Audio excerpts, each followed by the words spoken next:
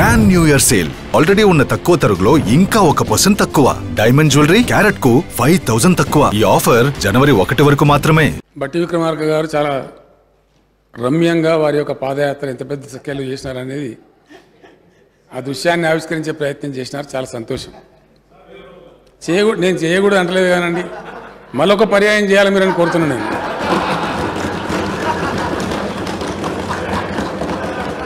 పోతా ఉన్న కొద్దిగా వార్తలు వస్తాయి అధ్యక్ష. పాదయాత్రని ఒక నాయకుడు బయలుదేరితే డెఫినెట్గా ఎందరో కొందరు వచ్చి కొన్ని సమస్యలు చెప్తారు అధ్యక్ష. అది సహజమైన పరిణామం. వారి దృష్టి కూడా వచ్చినాయి కాబట్టి మొత్తం మీద సెల్ఫ్ సర్టిఫికేషన్ బాగా ఇచ్చుకున్నారు వారు. అద్భుతమైన పాదయాత్ర, ఎన్ని కారణాలు తిరిగిన ఉత్తర తెలంగాణ, దక్షిణ తెలంగాణ, అదంతా వారు చెప్పుకున్నారు. చాలా సంతోషం. వారు చెప్పింది కూడా మంచిగా ఒక స్వామీజీ ప్రవచనంలాగా చెప్పినారు. వినడానికి కూడా చాలా బాగా. ఎవరు వద్దంటారు అధ్యక్ష? మొత్తం దళిత బంధు అందరూ రేపు తెల్లారి రేపు సాయంత్రం వరకు ఇచ్చేస్తే అందరూ సంతోషమే కదా. ఎవరు కూడా వద్దన్నారు దాన్ని. అధ్యక్ష, ఇక్కడ ఒక విషయం తప్పకుండా స్ఫురణకు తెచ్చుకోవాల్సిన అవసరం ఉంటుంది. తప్పకుండా కాంగ్రెస్ మిత్రులు బట్టి విక్రమార్క గారు కూడా నాతో ఏకీభవిస్తారని చెప్పి నేను అనుకుంటా ఉన్నా. తెలంగాణ రాష్ట్రం సాధన అనే విషయం అధ్యక్ష 58 సంవత్సరాల సుదీర్ఘ పోరాటం. ఒక రోజుతో వచ్చింది కాదు, ఒక నాయకుడితో వచ్చింది కాదు. 58 సంవత్సరాల ఈ సుదీర్ఘ పోరాటానికి అసలు ఆద్యులు ఎవరు అధ్యక్ష? ఉన్న తెలంగాణను ఊడగొట్టిన వాళ్ళు ఇదే కాంగ్రెస్ పార్టీ, జవహర్లాల్ నెహ్రూ గారు.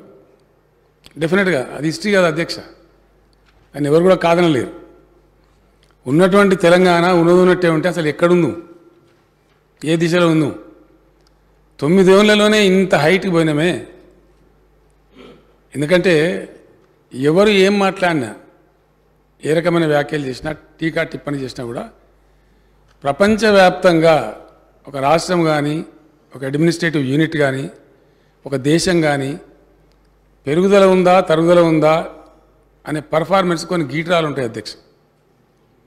ఆ గీటురాలలో ప్రధానంగా చూసేది తలసరి ఆదాయం అధ్యక్ష. పర్ క్యాపిటల్ ఇన్కమ్ ఎంత పెరిగింది, ఎంత పెరిగితే అంత రాష్ట్రం అభివృద్ధి దిశలో పోతున్నట్టు పరిగణిస్తారు. పర్ క్యాపిటల్ పవర్ కావచ్చు, పర్ క్యాపిటల్ మన డాక్టర్స్ కావచ్చు, హెల్త్ విషయంలో, ఎడ్యుకేషన్ విషయంలో, సేఫ్ డ్రింకింగ్ వాటర్ కావచ్చు, వీటన్నిటిని కూడా ఒక పరిగణలోకి తీసుకుంటారు అధ్యక్ష. మదర్ మార్టాలిటీ రేట్ కావచ్చు, ఇన్ఫాంట్ మార్టాలిటీ రేట్స్ కావచ్చు, కొన్ని ఇండెక్సెస్ ఉన్నాయి అధ్యక్ష. అవి ఇంటర్నేషనల్లీ ఫాలోడ్ ఇండెక్సెస్. తెలంగాణ ఏర్పడే రోజు మన స్థానం ఎక్కడో ఉన్నది అధ్యక్ష.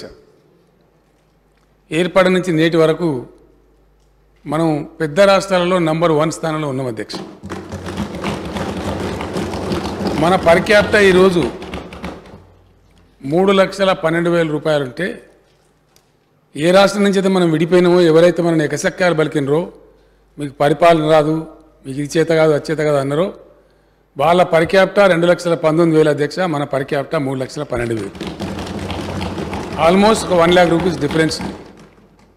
దాన్ని మించి అధ్యక్ష ఇప్పుడున్న ఏపీ అయినా తెలంగాణ అయినా మన 10 ఏళ్ల క్రితం వచ్చిన రాష్ట్రం. దాన్ని మించి చాలా స్థిరపడి, చాలా బలంగా ఉండి, ఫైనాన్షియల్ క్యాపిటల్ ఆఫ్ ఇండియా తనతో కలిగినటువంటి మహారాష్ట్ర కావచ్చు, గుజరాత్ మోడల్ అని దేశాన్ని అంతా గోల్మాల్ చేసి ప్రధానమంత్రి సంపాదించినటువంటి గుజరాత్ రాష్ట్రం కావచ్చు, ఇప్పటి నుంచో స్థిరపడి 70 ఏళ్ళుగా ఉన్నటువంటి తమిళనాడు రాష్ట్రం కావచ్చు, కర్ణాటక రాష్ట్రం కావచ్చు, ఇవన్నీ మనకన్నా సైజులో కూడా చాలా పెద్ద అధ్యక్ష. వాళ్ళ కోస్టల్ సిటీస్ ఉన్నాయి, కోస్టల్ అవన్నీ కూడా ఉన్నాయి. ఇవి కావచ్చు, లేదా ఢిల్లీ సంఖలో ఉండేటువంటి హర్యానా రాష్ట్రం కావచ్చు. వీళ్ళందరినీ అధిగమించి, వీళ్ళందరినీ తలదన్ని, వీళ్ళకన్నా ఎక్కువ మొత్తంలో పర్ క్యాపిటల్ ఉన్నది ఒక తెలంగాణ రాష్ట్రమే అధ్యక్ష. ఇది అన్నిటికీ ఇండికేటర్ అధ్యక్ష. ఇది అన్ని రకాల ఒక సమ్మిళితమైనటువంటి అభివృద్ధి జరిగితే తప్ప ఇది సాధ్యం కాదు. ఏ ఒక్క రంగానికో, ఏ ఒక్క వర్గానికో పనులు జరిగినట్టు కాదు అధ్యక్ష. రాష్ట్రంలో అన్ని రంగాలు సామూహికంగా, సమ్మిళితంగా అభివృద్ధి జరిగినప్పుడే ఇది సాధ్యమవుతుంది. అది జరిగింది ఇక్కడ చాలా విజయవంతంగానే. దానికి సూచికనే మన పర్ క్యాపిటల్ ఇన్కమ్ కానీ, మన పర్ క్యాపిటల్ పవర్ యూటిలైజేషన్ అధ్యక్ష. నేను ముందు వివరిస్తాను. అవి జరిగినాయి. కానీ ఇక్కడ ప్రధానంగా గమనించాల్సిన అంశం ఏంటంటే, ఉన్న తెలంగాణను ఊడగొట్టింది ఎవరు? ఎవరు బాధ్యులు అధ్యక్ష దానికి? జవహర్లాల్ నెహ్రూ గారి ఆధ్వర్యంలో నానా రకాల ఆ రోజు కూడా విద్యార్థులు, తెలంగాణ మేధావులు, తెలంగాణ ప్రజలు తీవ్రంగా వ్యతిరేకిస్తూ ఉంటారు. ఆనాడున్నటువంటి కొండా వెంకటరంగారెడ్డి గారు, బూరుగుల రామచంద్రరావు గారు వాళ్ళంతా కూడా వ్యతిరేకిస్తూ ఉంటే ఊడగొట్టిందే కాంగ్రెస్ పార్టీ. మాట్లాడితే బట్టి విక్రమార్క గారు ఇండియన్ నేషనల్ కాంగ్రెస్ పార్టీ మనం కొంప ఉంచుకుంది అధ్యక్ష. తెలంగాణను ముంచిందే కాంగ్రెస్. చెప్తాం కదండి, ఎందుకు చెప్పాం? అది కూడా ఎట్లా ఇచ్చారో అది కూడా చెప్తాను నేను. ఊడగొట్టిందే కాంగ్రెస్ అధ్యక్ష, దాంట్లో డౌటే లేదు. అది హిస్టరీలో రికార్డ్ అయి ఉంది. అది ఇక్కడ నుంచి ఫ్లైట్ మీద పోయేటప్పుడేమో రామచంద్రరావు గారు ఎయిర్పోర్ట్లో చెప్పినారు, ఒప్పుకునేది లేదు, సచ్చినా సరే తెలంగాణ తప్ప మేము వేరే మాట లేదని చెప్పారు. తిరిగి వచ్చిన తర్వాత ఢిల్లీలో బలవంతంగా ఒప్పించి పంపిస్తే ఇక్కడికి వచ్చిన తర్వాత ఎయిర్పోర్ట్లో విలేకరులు కానీ చెప్పిన మాట నిజంగానే అడిగి పోతే నెహ్రూ సాబ్ చెప్పిండా, ఆయన చెప్పినాక పెద్ద మనిషి ఏం మాట్లాడతాం, మజ్బూర్లో నేను ఒప్పుకొని వచ్చినా అని చెప్పిండు అధ్యక్ష. అది కూడా హిస్టరీలో ఉంది. ఇప్పుడు నేను చెప్పేది కల్పిత కథ కాదు. ఆ విధంగా ఉన్న తెలంగాణను ఊడగొట్టింది కాంగ్రెస్. ఆ తదనంతరం అనేక అగ్రిమెంట్లు, అది జెంటిల్మెన్ అగ్రిమెంట్ కావచ్చు, మరొకటి కావచ్చు, ఆ విడగొట్టిన సందర్భంలో ఇచ్చినటువంటి హామీలు ఒక్కటొక్కటి కాల రాస్తే ప్రేక్షక పాత్ర వహించిందే కాంగ్రెస్ పార్టీ. చివరికి 69 ఉద్యమం, అందులో తమరు కూడా భాగస్వామి అధ్యక్ష. తమకు తెలియంది కాదు ఎంత కర్కశంగా వ్యవహరించింది కాంగ్రెస్ పార్టీ తెలంగాణ పట్ల అంటే, 56లో ఊడగొట్టేటినాడు అనేక మందిని జైళ్ళలో పెట్టినారు. సిటీ కాలేజ్ దగ్గర ఫైరింగ్ జరిగితే 7 విద్యార్థులు పట్టపగలు చచ్చిపోయినారు అధ్యక్ష. దాన్ని ఏం ఖాతరు చేయకుండా ఆ రోజు కలిపేసినారు. ఆ తదనంతరం 69 ఉద్యమం వస్తే ఎన్ని రకాలంటే హైట్కి తీసుకొని పోయినారు అధ్యక్ష అప్పుడు. ఆ రోజు చివరికి టీఎన్జిఓలు కూడా, తెలంగాణ నాన్ గెజిటెడ్ ఉద్యోగులు కూడా, ఆ ఉన్నటువంటి నాయకుడు ఆమోస్ గారి మీద ఎస్మా కేసులు పెట్టి, రకరకాల కేసులు పెట్టి జైళ్ళల్లో బంధించినా కూడా అనేక పోరాటాలు చేసినారు అధ్యక్ష. మనందరికీ తెలుసు, అందులో తమరు కూడా భాగస్వామి. తెలంగాణ ఉద్యోగస్తులకు జీతాలు ఇవ్వకపోతే బద్రీ విశాల్ పిట్టి గారు వగైరా నాయకులంతా బేగం బజార్లో బకెట్లు పట్టుకొని పోయి దుకాణాల మీద అడిగి ఆ డబ్బులు తెచ్చి ఉద్యోగులను కాపాడుకున్నారు అధ్యక్ష. ఇదంతా చరిత్ర. ఎంత రాసి రంపాన పెట్టినరో, ఎన్ని బాధలు పెట్టినరో, ఎంతమందిని కాల్చి చంపినరో, ఆ ఘన చరిత్ర అంతా కూడా కాంగ్రెస్ ఖాతాలకే పోతుంది అధ్యక్ష. 69లో ఆనాడు చెన్నారెడ్డి గారి నాయకత్వంలో, విద్యార్థుల నాయకత్వంలో, ఉద్యోగుల నాయకత్వంలో ఉద్యమం ఉవ్వెత్తున ఎగిసిపడితే చివరికి ఫైనల్గా డెమోక్రాటిక్గా కూడా తెలంగాణ తన అభిప్రాయం చెప్పింది అధ్యక్ష. 14లో 11 మంది ఎంపీలను గెలిపించి యావత్తు తెలంగాణ గుండెలు చీల్చి మా తెలంగాణ మాకు కావాలంటే ఆనాడు ఉన్నటువంటి ఇందిరాగాంధీ గారు నిరాకరించి నో తెలంగాణ అని చెప్పి నిరాకరించినారు అధ్యక్ష. ఇది కాంగ్రెస్ చరిత్రనే. దాని తర్వాత ముల్కీ రూల్స్ కొల్లగొట్టబడి ఉద్యోగాలు మొత్తం మాయమైపోయి నీళ్లు మొత్తం పోతూ ఉంటే తట్టెడు పుట్టెడు మన్ను తీసి ప్రాజెక్టులు దశాబ్దాల తరబడి పెండింగ్ పెడతా ఉంటాయి. దశాబ్దాల తరబడి ప్రాజెక్టులు పెండింగ్ పెడతా ఉంటే కూడా మౌన ప్రేక్షక పాత్ర వహించింది కూడా కాంగ్రెస్ పార్టీ నాయకులే అధ్యక్ష. తెలంగాణ కాంగ్రెస్ నాయకులే, వేరే వాళ్ళు కాదు. సోనియా గాంధీ గారు థ్యాంక్స్ చెప్పి బట్టి విక్రమార్క గారు చిన్నగా దాని నుంచి స్లిప్ అయ్యే ప్రయత్నం చేసినారు. తెలంగాణ ఎంత యాతన అనుభవించిందో, ఎంత బాధను అనుభవించిందో, ఎన్ని వేల మంది విద్యార్థులను, యువకులను కోరుకోయిందో, ఎన్ని లక్షల మంది 69 అధ్యక్ష కళాశాలలు, హాస్టళ్ళు అన్ని జైలు అయిపోయినాయి తెలంగాణలో.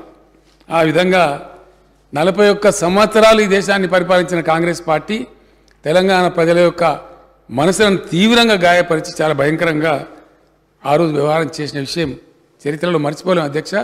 ఈ సందర్భంగా మనం పునశ్చరణ చేసుకోక తప్పదు. తెలంగాణ సమాజానికి కూడా ఒకసారి జ్ఞాప్తికి తేవలసిన బాధ్యత మా మీద ఉంటుంది. ఆ తదనంతరం వచ్చినటువంటి తెలుగుదేశం పార్టీ వాళ్ళు ఒక 17 సంవత్సరాలు నిర్వాహకం చేస్తే అప్పుడు మరింత పరిస్థితులు తెలంగాణలో దిగజారిపోయినాయి అధ్యక్ష. చాలా ఘోరంగా దిగజారిపోయినాయి. ఎంత ఘోరంగా దిగజారినాయి అంటే ఆ రోజు స్పీకర్ స్థానంలో కూర్చున్నటువంటి వ్యక్తి, తమరు కూర్చున్న స్థానాన్ని అధిష్ఠించిన వ్యక్తి అధ్యక్ష ప్రణయ్ భాస్కర్ అనే ఒక ఎమ్మెల్యే తెలంగాణ అంటే నో తెలంగాణ అనే పదం వాడటానికి వీల్లేదు అని స్పీకర్ రూలింగ్ ఇచ్చినటువంటి స్థాయికి తెలంగాణ దిగజారిపోతే ఆ రోజు కూడా మౌన ప్రేక్షక పాత్ర వహించింది కూడా కాంగ్రెస్ పార్టీ అధ్యక్ష. అపోజిషన్లో ఉండి కూడా వీళ్ళ నోర్లు పెగలలే. అదంతా కూడా చరిత్ర కదా అధ్యక్ష, హిస్టరీ కదా. దాన్ని ఎవరు కాదన్నారు.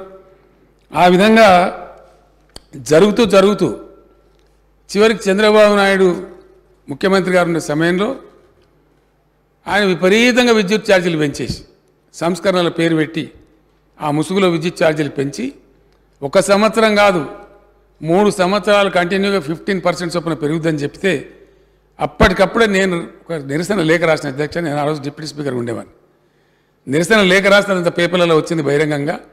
ఆ తర్వాత కమ్యూనిస్ట్ పార్టీల ఆధ్వర్యంలో బషీర్బాగ్లో ప్రజలు రైతులు నిరసన తెలియజేయడానికి హైదరాబాద్ వస్తే పట్టబగలు 11 మీరెక్కడదండి, మీరు తర్వాత వచ్చి కూర్చున్నారు. మీరు తర్వాత వచ్చి కూర్చున్నారండి, మాకు తెలియదా? మీ ఎమ్మెల్యేల నిరాదీక్ష అవన్నీ మాకు తెలుసండి, మేము ఎక్కడ పోయినాం? మేము ఉన్నాం కదా. ఆ ప్రదర్శన జరిగింది కమ్యూనిస్ట్ పార్టీల అధ్యక్ష. చనిపోయిన వాళ్ళు కూడా కమ్యూనిస్ట్ పార్టీల యొక్క కార్యకర్తల అధ్యక్ష. వీళ్ళు ఎవరు కాదు. వీళ్ళు ఆ తర్వాత ఇది ఒక మోక దొరికిందని అలా దూరపడి ఆ ఓల్డ్ ఎమ్మెల్యే క్వార్టర్స్ కాదు దీక్ష ప్రయత్నం మొదలుపెట్టారు అధ్యక్ష.